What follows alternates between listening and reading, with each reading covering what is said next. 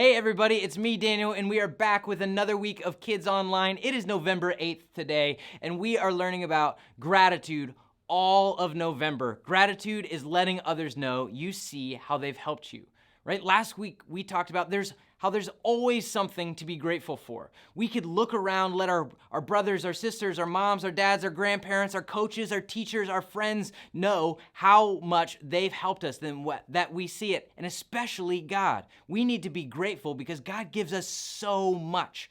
Even when we're sad, even when we're anxious, we can have gratitude. Guys, this week, we are going to hear a really cool story, and it is all about celebrating God. Did you know that when we have gratitude, it's kind of like a celebration? Have you guys ever been celebrated? It makes you feel good, right? When we have gratitude with our family, our friends, and with God, it's like we're celebrating them. And there's a really cool story out of the book of 2 Samuel in the Bible. You see, the Israelites, God's chosen people, were at war. They were at war with a group called the Philistines, and they had so many battles. And there was a king, right, named King David. Everybody say King David.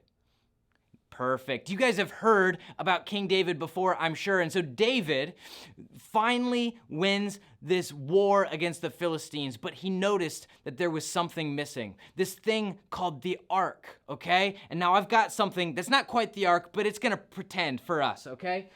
Now, the ark was really, really special. It was kind of like a box, and it had the stone tablets of the 10 Commandments in it and some other things, and it even carried, the Israelites believe, the presence of God, right? In some way, God, existed in this box. I know that sounds crazy, right? But when they would open it, I wonder if it sounded a little bit like this. Oh. Oh, gotcha, right? Not that time, but guys, they noticed that the Philistines had stolen the ark, okay? And so David and the Israelites, he took some of his best men and they thought, this is not gonna be okay. We need to go and get the ark back. Now I'm gonna put this ark down, okay? We need to go and get the ark back. And so they go and they do this secret mission and they go and they get the ark back. And they're in their possession. It's in their possession. God is back with the Israelites. The commandments, all of these wonderful artifacts from all over the history of the Israelites are back. And David is just so excited that he starts to dance. So we're gonna take 30 seconds and we're gonna do a dance break. You guys ready? You guys ready for this dance break? Play some music, Kevin. All right.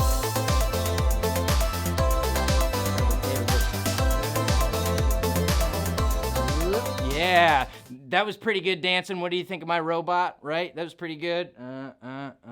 There we go. Guys, David just started to dance and he was so happy. He was so grateful for all that God had done, not just delivering the ark and their possessions that were so important to them, but he was so grateful that they won the war and that he was king and that the Israelite people were thriving and that God was keeping his promises to them, that he started to dance. And as they were walking back into town, other people started to dance, and there was a big line, all of his soldiers, all of these people that were seeing this group of men dance.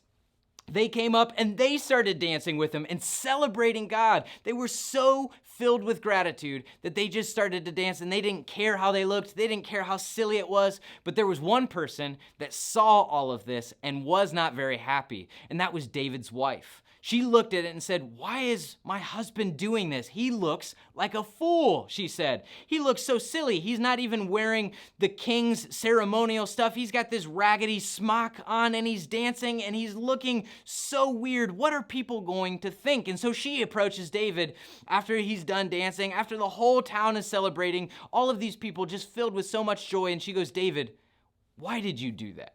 Why were you dancing like that? You looked so silly. You looked like a fool." And David says in 2 Samuel 6, verse 21, he says, "I did it to honor God."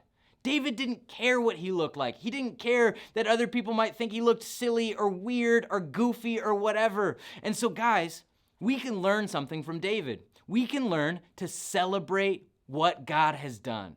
Celebrate what God has done. You know, God hasn't given us an ark that his presence lives inside of that sings when we open the lid, right? But God has given us so much. He's given us family. He's given us friends. He's given us a house and clothes and a bed to sleep in that's warm. And he's given us chicken wings. Aren't chicken wings amazing? I love chicken wings. He's given us books and movies and video games and all of these amazing, wonderful things. And he's given us a church that we can go and worship him and have fun.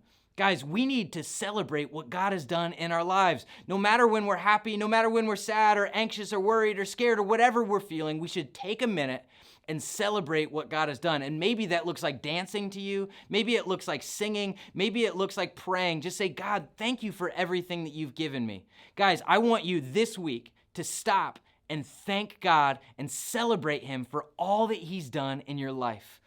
Guys, thank you so much for hanging out with me today. I cannot wait to see you. Until then, have fun.